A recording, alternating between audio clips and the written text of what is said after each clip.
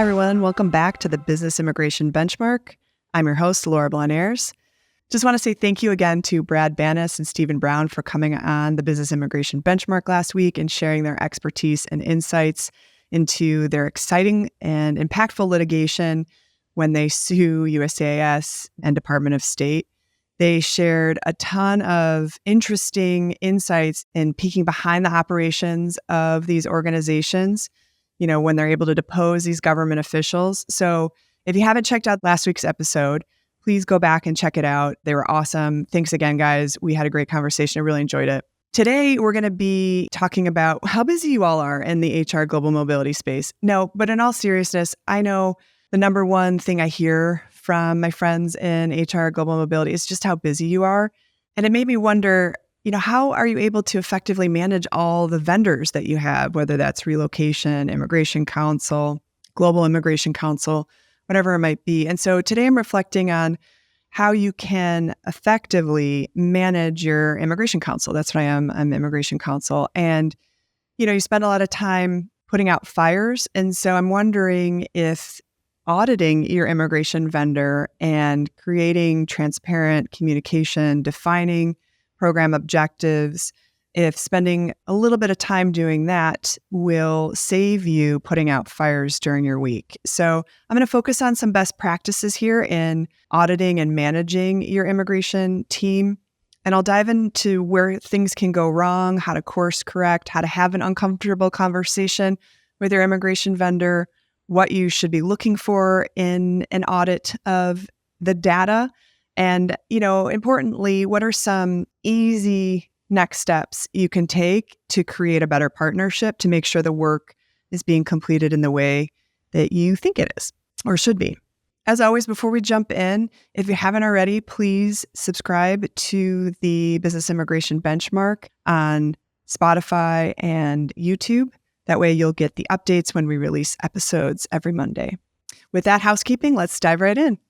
So I want to start with the discussion I teed up here about auditing your current relationship with your immigration vendor. And it doesn't mean they're not doing a good job, but rather it's making sure you're on the same page. And I'll walk through how to set up that you're on the same page with your communication, what you're measuring with your current counsel.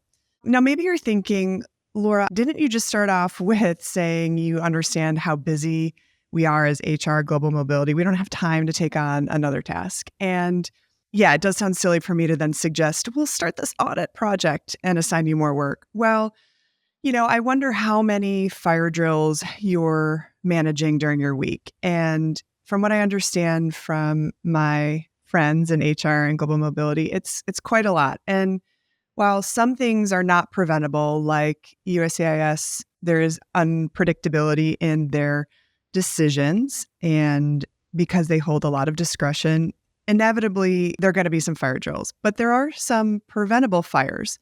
And so when I think about how many hours a week you might be spending putting out those fires, the idea behind this audit or auditing your current vendor, it's about preventing the preventable fires. And if you think about how many hours can be saved with just a small amount of investment of time preventing some fires, that's really the intent of this conversation here, is to, really make sure you're having clear communication with your current counsel and that y'all are on the same page with what you're measuring and what goal you both are pursuing for your global immigration program. So considering how disruptive it can be putting out fires, maybe I can convince you to take on this initiative with, just thinking through it, and then I'll provide you with some solutions and recommendations. So the first question to ask yourself when you're engaging in this audit or setting up or thinking about a better partnership with your current immigration counsel, you want to understand what's your current cadence of communication and process with your immigration vendor. So how is your team, how is global mobility or your organization's manager handing off information to immigration counsel? When you're initiating a case, is that through the immigration counsel's portal or system, case management portal? Are you updating information or sending information from your HRIS system to counsel's portal? Like, how is the integrity of the data? Who's entering it? Who's responsible? Thinking through those things. And if it's not already in a protocol document, thinking about creating that protocol document, because you really want to understand how information is flowing between your team, your HR team, your global mobility team, and your immigration vendor. And I bring that up because how are you updating your counsel with new employee information or changes within the organization? Because if you're thinking about that information flow, you want to be thinking about its quality and consistency and accuracy. And you can look internally to see if you're handing off correctly, because counsel can only do their job with the information that they have. And so if you're thinking about that handoff, you're considering how close is that partnership, how efficient is that process, can you make it a data integration? If you can't, because of some limitations of the system, again, documenting the protocol of the data handoff, and then also the cadence of when you're reviewing the data, because it could go out of date with like promotional cycles. And I'll give you an example here. I've recently onboarded a new client, and as part of onboarding that new client, we audit the data from previous counsel. And inevitably, because of a handoff and because of, the data flow, we're flagging things for missing data and stale data. So we want to make sure we have the accurate work locations, the accurate employees' titles. When an H-1B was filed a year and a half ago, does that person still hold that same title, or there's a discrepancy between the perm title that previous counsel filed and the H-1B? So which one is the correct one, so that we have the most recent and accurate data in our system? So we pulled out a report for that new client and flagged where we would need to be reviewing, gave her the context about what was needed from her and her end, and that it would be a lot of work to provide us the missing data. So we walked through that project for her to only realize, oh, wow, June is actually our company's promotional period. So, this is all going to change in June. And so we decided, well, we're going to wait until June until all of those new titles, new locations, new responsibilities are locked in based on the promotional cycle, because it doesn't make sense for her to do the work now and then again in a month later. And it also brought up a larger question about what are some of the organization's priorities within the year? Like, do they have mid-year promotions or off-cycle promotions? Is it just in June? What are the predictable immigration cycles, like December wanting to kick off the H-1B lottery registration projects? And so what we ended up coming to was to develop a yearly calendar identifying both the company's priorities and sort of HR cycles, as well as immigration cycles, so that we were both aware of how we could partner best and be efficient with how we're communicating, how we're initiating cases. Because the other thing that came to light as part of this conversation was she'd been asked by several employees to initiate the green card process. And what we ended up determining, because there were going to be changes in June based on the promotional cycle, was to hold off in the initiation of the green card process until the promotion and job duties and responsibilities were locked in June. Because we all know with green cards, especially with individual perms, we want to be identifying their job and responsibilities accurately. And we don't want to start the process with an old job or an old job title only to have to update it and cause more work for everybody. So that was I think, kind of what got me thinking about this topic about making sure you're managing your immigration vendor and making sure you're on the same page. So once you've determined the communication cadence, you're talking about the same things or what you're going for, or how data is flowing. You also then want to understand, how are you measuring the service of your immigration vendor? Do you have a measurement model? So recently, I heard someone express that their company's KPIs were legal expertise, compliance, efficiency, relatability, and responsiveness.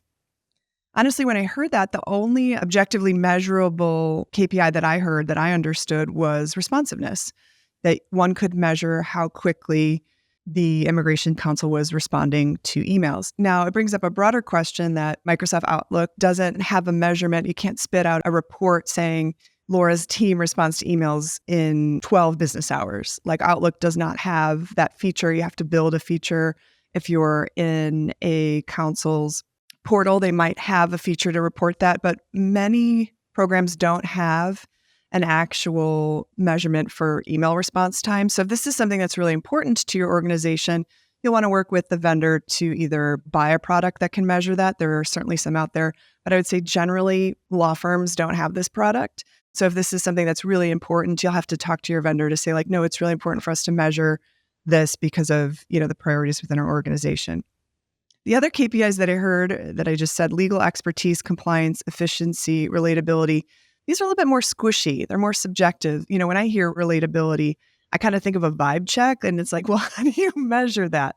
And so I bring this up because the folks that were bringing this up, the company that stated these KPIs, well, they might be defining these terms very differently than I hear them, right? And so digging in with your immigration counsel, thinking like, well, relatability is, the vibe check, the way we define it is actually through pulse surveys.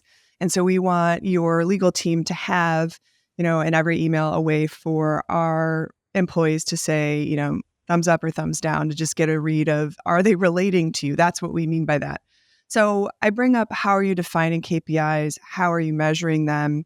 Because you want to make sure you're on the same page with counsel. Because like I just said, like I read different terms and I hear, well, that seems really subjective. How can I possibly produce a report or measure these things? And so you want to make sure what you're defining as key initiatives, priorities for your organization is how your counsel, how your vendors understand, and then can provide some sort of meaningful measurement of that. Other ways or other things you can think about if you haven't defined your KPIs, some of my clients really like to measure how quickly H-1B, specifically transfer petitions, are filed. So that's a key priority for them, a key measurement that they want us to be reporting on quarterly. And then when they say that, I ask, are we measuring from initiation to filing? Are we just measuring the legal team's time? And I kind of picture like the clock that you have in some competitive chess tournaments where the legal team would hit the clock once they've done their action and it's a handoff to the HR team or the employee to complete something. Are we just measuring how quickly the legal team actions something? Like when we're notified of initiation, how quickly we reach out, and then we hit the clock, and then it's up to the employee to respond to the questionnaire. And then once the information is submitted, how quickly does it take my team to then draft the forms for your team's signature, hit the clock, and then when the documents come back for signature, how quickly does my team then file the petition? Are we measuring the discrete actions of the legal team, or are we measuring our partnership and overall from the time of initiation through the time of filing? And that would capture the time it takes for the employee to complete the questionnaire, the time it takes for your team for signature, because those are sort of different measurements. And we want to make sure we're on the same page with understanding what's our goal here, because I think it inspires different actions and it holds, several people accountable if it's the full team, meaning your HR team and how quickly you're signing things, being accountable for how quickly the employee completes the questionnaire. So just making sure you're on the same page with how that's defined and what you're looking to measure. Another big one is days to file perm. We all know perm is taking forever. It's a constant theme, a constant pain point for clients. But what are you really looking out of counsel? Like, are you looking for time it takes to file the prevailing wage request? Is that a challenge that you want to be measuring and improving upon? Is it, again, from initiation to date filed, and sort of getting a full picture of just how long that process is? If you're thinking about your individual perm program, whatever's important for you, but again, really digging in to define it to then understand whether or not the legal team is successfully doing it or not. Because I think, again, we have some vibe checks where we're just like, oh, it seems too slow.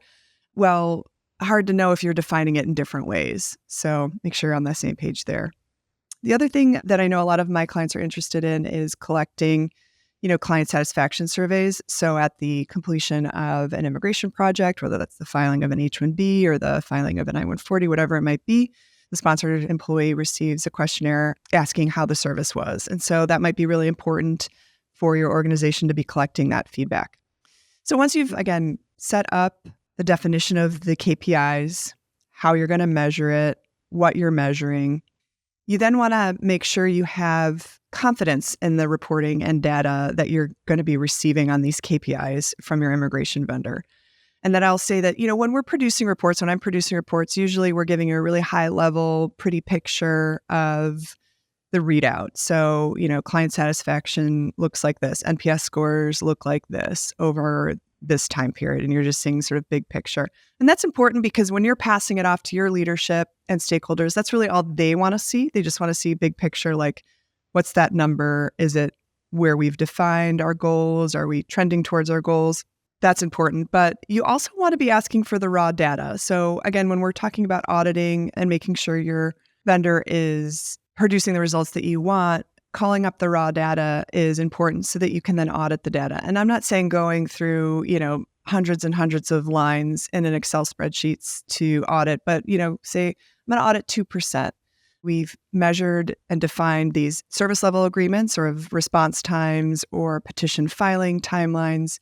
Then you're going to ask for the receipts. So you've got the raw data, and then you're going to pull 2% of the lines just randomly and then ask for the milestone emails to verify that the dates in the SLA milestones match what the email correspondence. So it does require some work. Again, I think if you're doing this randomly, you're auditing a certain percentage that you'll be able to sort of verify, yep, this data looks great. I can stand behind the readout of us meeting our KPI goals for this SLA.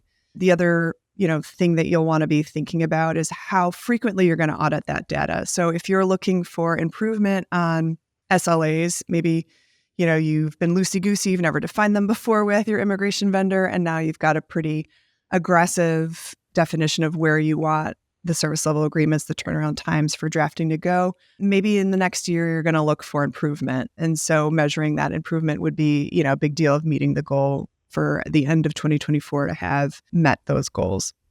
Maybe you're thinking about this project because you're sensing some stress with the vendor. There's some inefficiencies. You're not sure how the relationship's going. What are some signs of breakdown in coordination with your immigration vendors? Like, what's the canary in the coal mine? I think if you're sensing the vibe check, coming back to the vibe check, like negative patterns of feedback, maybe you're seeing higher volume of escalations. You might not have that in a report somewhere, but your sense is, man, the last quarter, like, we're getting all these escalations, like, what is going on? That's a canary in a coal mine. That's where you're sort of thinking, okay, I really want to understand the patterns. I'm just sort of feeling more stressed. I'm putting out more fires. One thing you can think about doing is surveying your HR users internally, surveying your sponsored employees internally. So this doesn't have to be a really sophisticated survey. This could be something through, Google. This could be something through SurveyMonkey, where you're just sort of asking basic questions to identify some trends. And that when you get those responses, engaging with your vendor. So if there were, specific case escalations, asking that immigration vendor to sort of give you a really detailed case summary of how the case went down, why it was escalated, what did they do to resolve not just the case issue, but also like how to prevent this from happening again. And, any counsel will tell you, I'll tell you that we do this all the time, and that you want counsel to be engaging with you, because if the problem happens once, they should really be concerned with like, well, if this mistake or breakdown in communication happened, we want to understand why it happened so that it doesn't happen again. It can feel really uncomfortable to have those discussions, but I think it's best that you have those discussions and really dig in. And I think you can also ask the same if you do some sort of internal survey within your sort of user pool, stakeholder pool, to sort of understand like, what is council doing really well? Where are we having success in the program, and where are there room for improvement? And that I think, someone who has experienced this, where their, the partner organization does do the internal employee satisfaction survey or stakeholder survey, and then leads a discussion about the results of that survey. It's really great because I think you get a frank discussion with your partner organization and set goals. And I think it's a really important and actually improves the partnership if you respond well to it. So those are some things to look at. And that, here's some real world examples. When I took on a very large individual perm program for a biopharma company, previous counsel had just really delayed perm cases. So we were inheriting cases that, it might have been 8 months, 10 months. The prevailing wage hadn't even been filed. And so employers are really angry. This is before perm processing was taking a year. and that it was just taking internal processes, 10 months to even move forward with a prevailing wage request. So understandably, the organization and the employees were really livid about how the PERM program was moving because it frankly wasn't moving. And so we set KPIs for the discrete pieces of the PERM process. We're going to measure how fast we can file the prevailing wage request. We're going to measure how fast we can complete recruitment. We're going to measure how fast we can file the ETA 9089. And we worked for improvement. So each quarter, we wanted to see those internal legal processing times go down. And that's how we were measuring success, because we didn't want to just remove the backlog and then create another, backlog for newly initiated cases. We wanted to just improve the totality of the program. And, it wasn't fun facing that feedback and inheriting a program that had all these really angry people, but it felt good. The team felt good in the sense that we were measuring the success and that overall the partnership improved. So that's a success story. Another real world example is we had a client that had really high L1B RFE rates. This is like service center filing. So this was with USCIS. During the COVID era, we were filing through USCIS and had discovered a really high rate of L1B RFEs. That was coming from client satisfaction surveys that folks were just tearing up the legal team about their case was moving really slow. And when we dove into why their case was moving really slow, it was because of the RFE rates. And then when we looked deeper about why do we have high RFE rates? We were learning that the organization just wasn't giving enough information. So our legal team was filing pretty bare-boned L1B, and as you may know, that's specialized knowledge. And when you're filing with USCIS, you really need to document what that specialized knowledge is. And the client was really hesitant to hand over things that they were considering proprietary product. And of course, we don't want to be handing over proprietary information or trade secrets to USCIS, but the managers or the supporting HR just wasn't understanding what other available documents or sort of non-sensitive documents could be used to support these applications. So it was really just a breakdown in understanding and communication.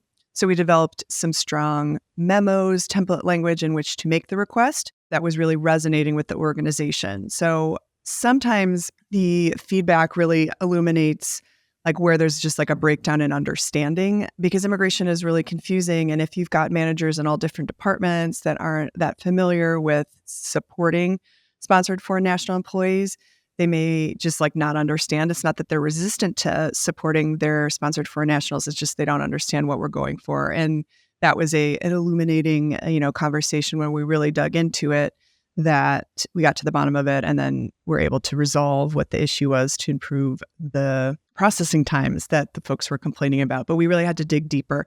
So your counsel is definitely going to be on board for wanting to solve the problem. You just have to sort of start the conversation, and that can feel uncomfortable. Okay, so we've talked about, how to define the communication cadence. We've talked about, what it would look like to kind of complete an audit of your immigration vendor, but what would building transparent communication and processes look like? So here are some steps that I recommend, and hopefully you'll think they're easy. There's a lot of opportunity here and a lot of opportunity to assign the work to your immigration vendor that you'll benefit from, that your program will benefit from. So the first is ask your counsel for best practices that they see implemented on other clients. So likely your immigration counsel works with many other companies, perhaps in different industries, and ask them, in your annual immigration program review, start the conversation of, okay, what are some best practices you see on other clients that our program could benefit from? I know from the feedback I hear from the folks that are listening here and within the HR global mobility industry that you all love informal benchmarking, and you attend events with global mobility journeys to sort of collect feedback from other companies of what they're doing. Your attorney will be a great resource to sort of just throw that question out. It may apply based on industry, it may not, based on the population other companies support, but it'll be a nice brainstorming session to sort of see what programs are doing. So that's a really simple one. You can bring that up yearly. I think yearly is probably the right cadence. So if you're not already doing some sort of, program review, ask for one and bring up this question that you want to just hear, maybe just case studies that your immigration attorney team supports. Second, this one's an easy one, creating and sticking to an agenda on DACA calls with a shared document. So I guess that implies that you're having some sort of regular cadence of docket or program calls. And, even if you're a small program, meeting quarterly to have a docket review is really important, especially if you're just onboarding. You should be meeting more frequently, but then, based on the size of your program, you should have some sort of regular cadence, even if that's just quarterly. I know some immigration teams might think like, well, your volume isn't high enough. No, you as the HR, Global Mobility, make sure you're meeting with your counsel on a regular basis.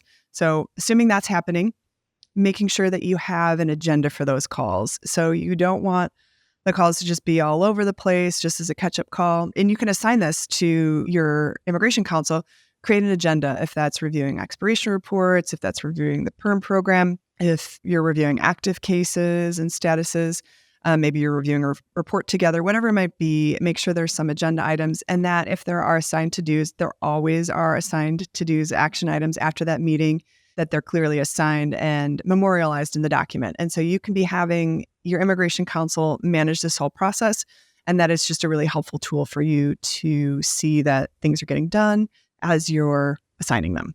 Third, setting up semi-regular audit to be able to cross-check with your vendor reports and data. So this is kind of like creating that KPI report, defining it, and then going through some sort of cadence of auditing the data. That's where you're pulling the raw data and asking for receipts, asking for the backups quarterly. I think this one is really critical. And I would say if you don't know where to start with your PERM program, especially in individual PERM programs. I can't tell you how many clients I've consulted with, picked up programs where their PERM program has been a disaster, where counsel is just not moving the PERM program because honestly, it's the easiest one to shelve when you're having internal team issues or other pressures within the immigration team, because the visible program as H-1B transfers are your NIV, because those are quick, can get filed, and people are noticing the movement or escalating when there's been non-movement. PERM, because especially it takes so long, there's just a lot of heartache and horror stories where folks think work's getting done and it's not. So auditing a PERM program is probably where you want to start if you don't know where to start, and asking for the milestone data, last action, asking for the receipt numbers in that report for the prevailing wage request, for the ETA 9089. And the benefit of, the DOL flag program is those receipt numbers are available immediately and are traceable on the Department of Labor's flag website. So those things are very easily traceable. So you're going to want to do that at least quarterly. I think quarterly audit of PERM program is likely sufficient because PERM moves so slowly, but you don't want 6 months to pass without any movement or confirming movement on PERM processing.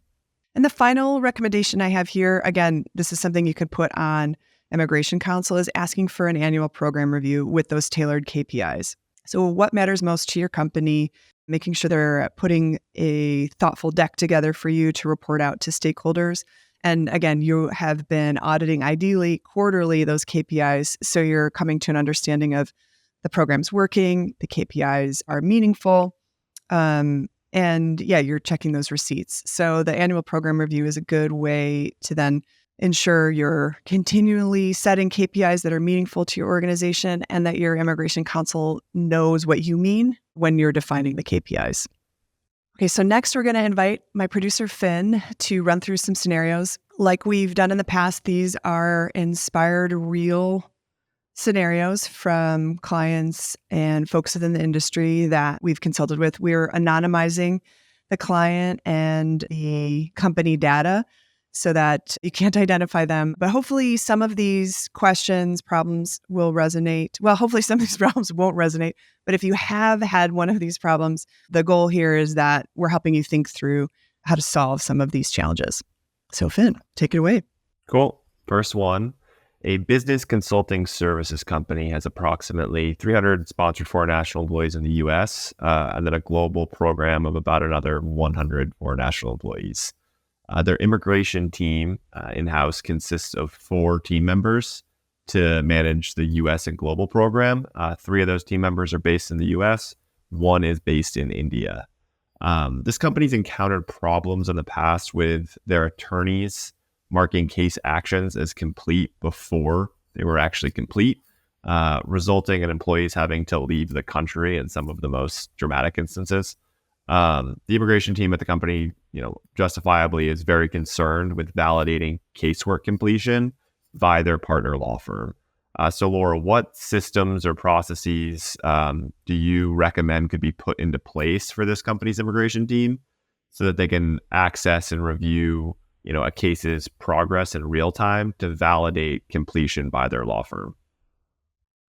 Yeah, this is a tough one. And in fact, I've heard this one, fortunately, pretty commonly. And this is where that recommendation for if you're going to audit anything, be auditing the perm program, because it can just be really disastrous when things go sideways with perm, or when you think something's done and you wait 12 months to find out it hasn't been done. But as far as the recommendation, this is where, again, you want to have a report, and you want to have that report at least quarterly with raw data that goes through the milestones of when things are completed by counsel. So this is, if you have counsel that have some sort of case management program, ideally, all of them do, right, that have milestone data.